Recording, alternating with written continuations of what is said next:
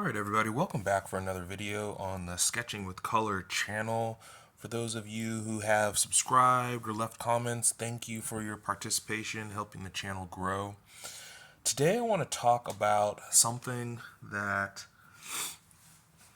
I learned from Sinix. And I want to start Sinix Design. If you haven't checked out his channel, please do. It's I'll just write it down. Sinix Design. Check out his channel. He's got so many great videos, not only on anatomy, but understanding the basics of what it is to make an image look good, make it look aesthetically pleasing. So that's kind of what I want to talk about today.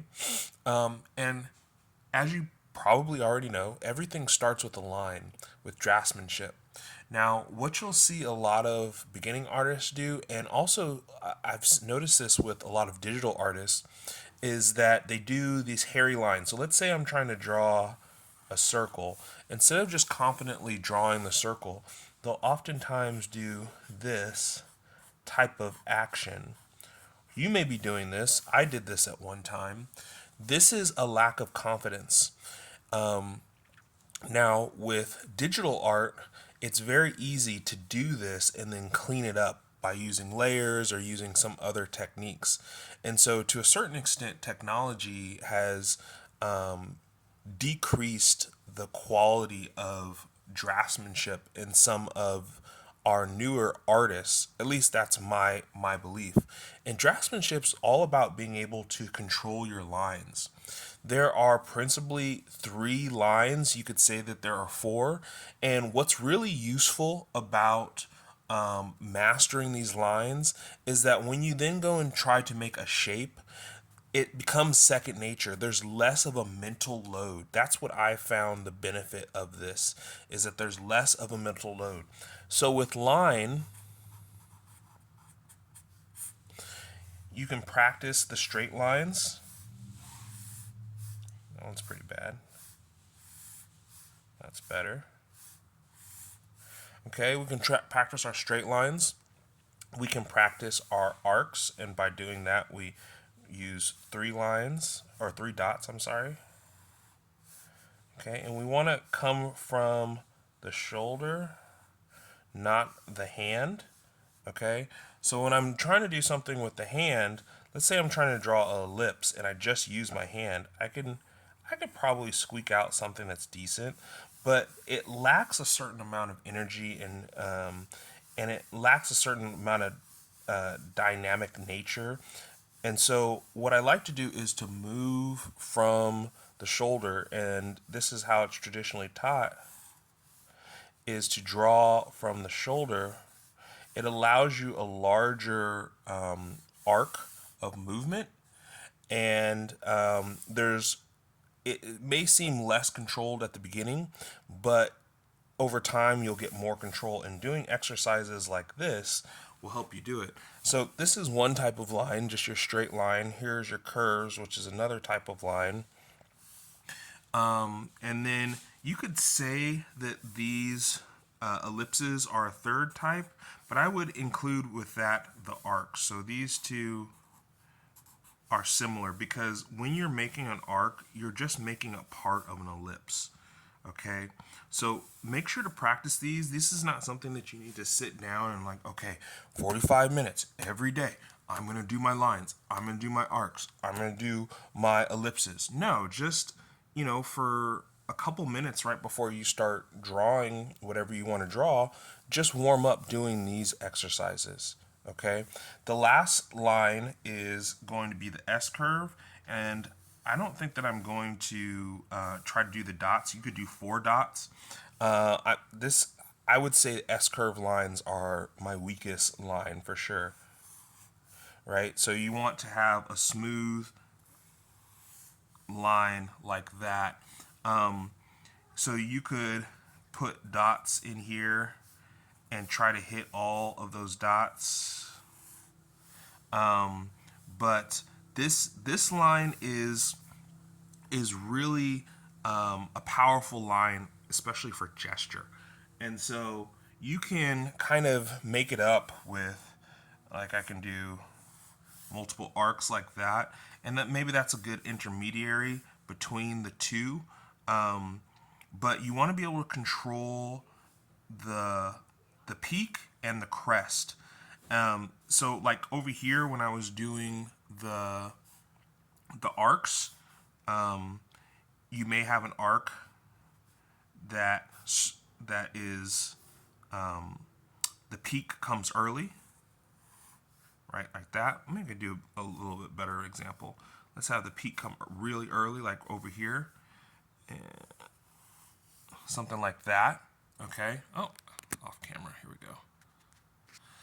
Or I could have one where the peak comes late, or anything in between, right? So we want to practice these lines and we want to be confident with these lines. And principally, we want to be confident with these lines not because we want to draw in lines. And I know that's kind of confusing, but this tip is something that has really helped me to become a better artist. And that is that you need to start thinking in shapes. The reason that you need to start thinking in shapes is because it's easy to make appealing shapes. It's not necessarily easy to make drawings that are appealing when you're just focusing on the lines. So this goes to things like silhouettes and shadow shapes. All of these things are really important in terms of communicating our ideas and being creative. It also takes off, again, mental load. So when we're trying to draw, we're trying to think of perspective, we're trying to think of anatomy, we're trying to think of texture, we're trying to think of all of these things at the same time. And so if you're mark making, the very basics of putting something down on the paper takes up a mental load. Like if you struggle to create this arc, then that's just one more thing that you're going to have to process and work with while you're drawing. So the next thing that you can do, let me see if I can't center this a little bit better, is shape. And this is where the information from Sinix has been invaluable. Okay? Get that up a little bit. So, what Sinix says about shapes is that in general, especially for organic forms, so if like we're trying to draw a body or we're trying to draw an animal or something in nature, what is appealing is when the shape has obtuse angles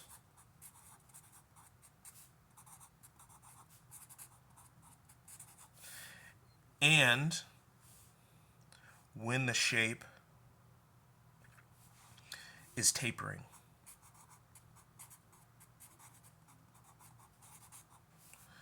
Okay, so let's look at that.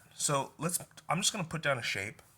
And this is just something from my imagination. Okay, so here's a shape. This could be all sorts of things. This could be the body of a mech. This could be somebody's thigh onto the side foreshortened. It could be all sorts of things.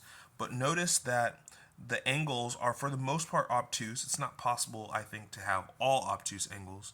But what this does is because it's got these obtuse angles, it makes the shape more comfortable for the eye.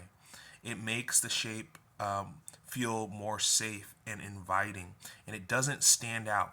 If I were to put behind this shape something that is very geometric, like a rectangle,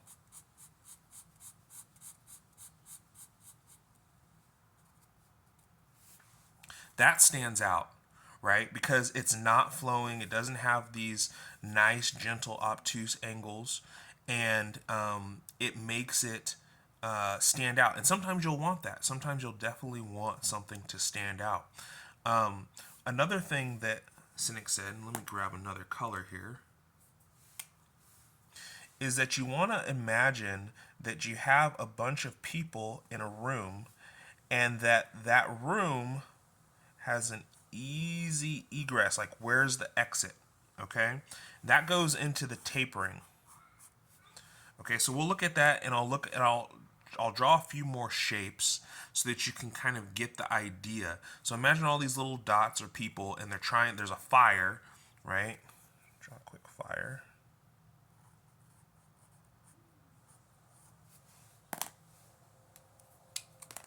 There's a fire, and they're trying to escape. They are going to need to find a quick path.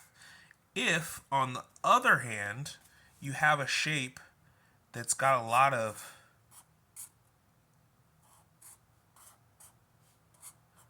acute angles, and you have the same situation with the fire,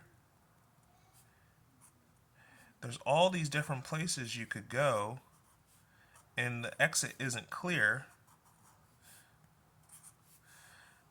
And so this is the shape language that we use when we want to say that something is chaotic, dangerous, unknown.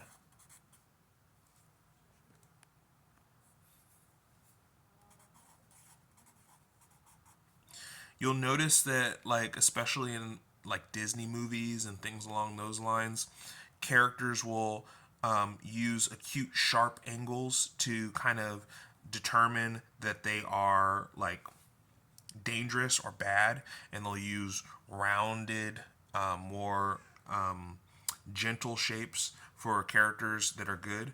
You can think of like Big Hero 6, right? Like the android or whatever he is nice and soft and gentle and round. So let me show you another example of a shape.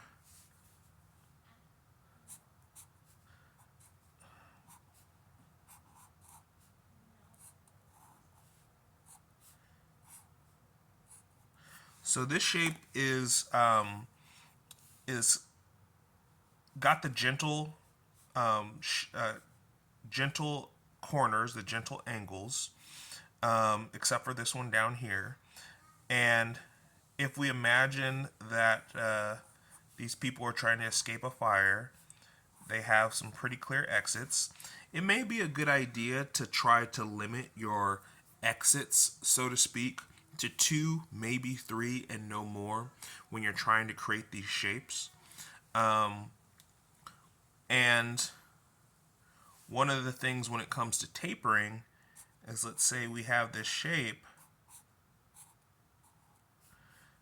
We want it to gently lead into the next shape. See how that works? And we kind of got like this leg thing going on here. He's got a big old booty back there. So that is something that's really important for shape. Sinix talks about this with regards to graffiti, and I found something that he didn't recommend, but I kind of synthesized through his videos on graffiti and his videos on shape design about an exercise that can be done. And what you can do is you can take the letters of the alphabet and come up with shapes, appealing shapes for them. And so let's see, like if I'm trying to do an A,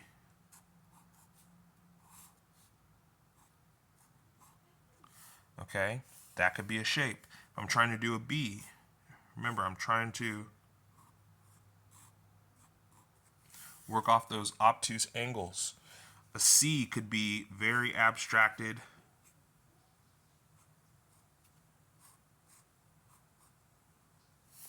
Okay, a D.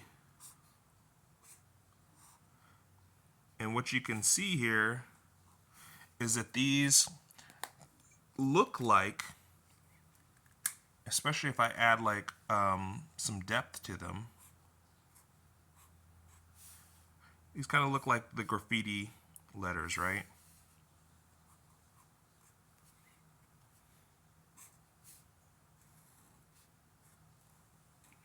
There's no one way to do this.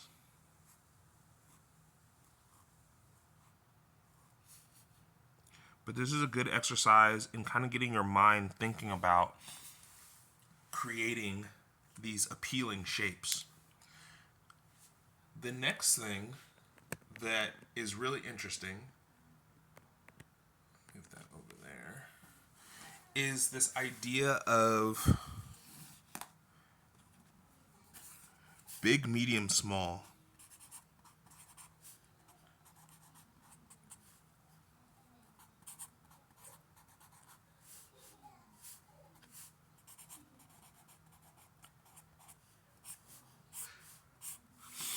So this is the idea that within our shapes, when we're composing an image or we're composing an object, it's appealing to have shapes that are big, medium, and small.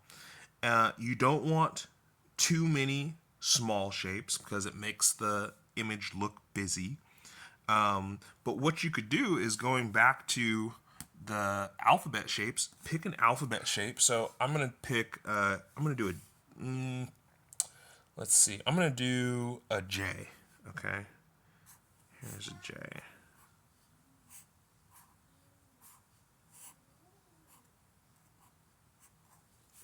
Okay, here's my chunky J. I'm going to say that this is my big shape, okay? And what we can do here, and this is where a lot of fun can occur, is that we can try to think of, well, what small or what medium shape do I want to go along with this? And maybe I want some B's. So,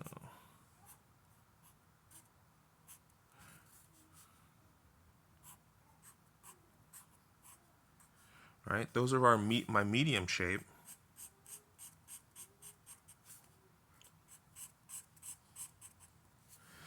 And then I'm going to finish off with some small shapes. Get a color that will actually show up on camera.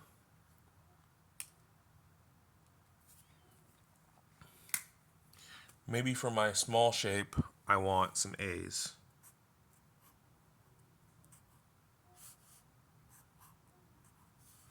And I don't want too many.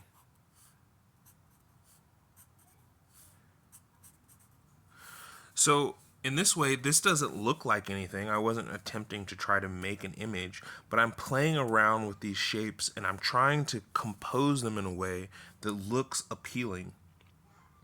When I'm actually trying to make something that looks like somebody or something, I just keep this in mind.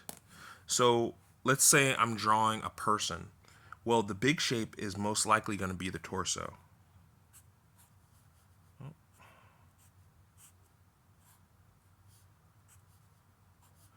And I often like to include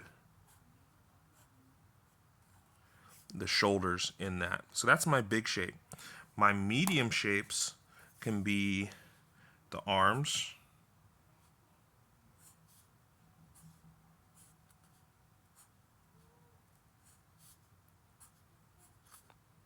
including the hands,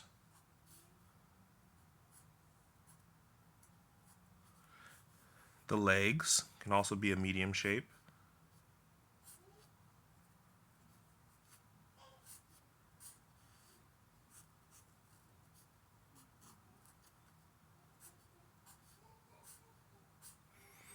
and then the head can be my smaller shape.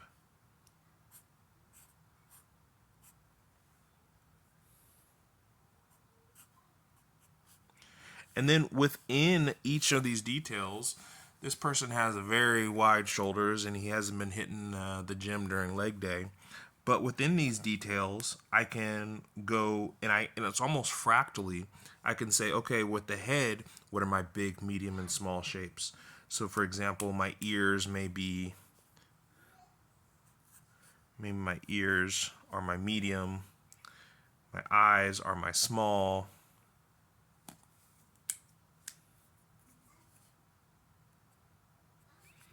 my nose is a medium, and my mouth could be a medium as well. Okay? Hair may be another shape into itself. Same thing with the torso, same thing with the thigh, same thing with the arms. We can try to find these big, medium, and small shapes with each one of these. And then we just want to keep in mind the tapering of the shapes. We want to keep in mind our obtuse angles. And this is all facilitated by having competence with our lines. Okay? So I highly recommend that you check out Sinix Design's channel. He goes into greater depth on these topics, but this is something that's really helped my art. And I say that it helps my art because it takes off mental load. Instead of thinking, how do I draw this thigh or how do I draw this torso, I'm thinking, what shape would best fit this? What shape would best work in this situation? Start with your primitive shapes. Start playing with your primitive shapes. And then start distorting them.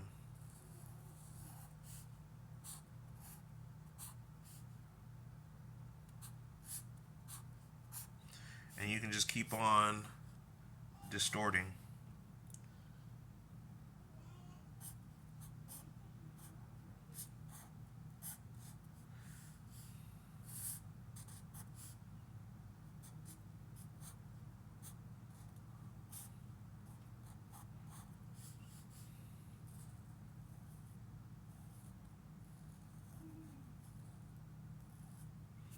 Okay?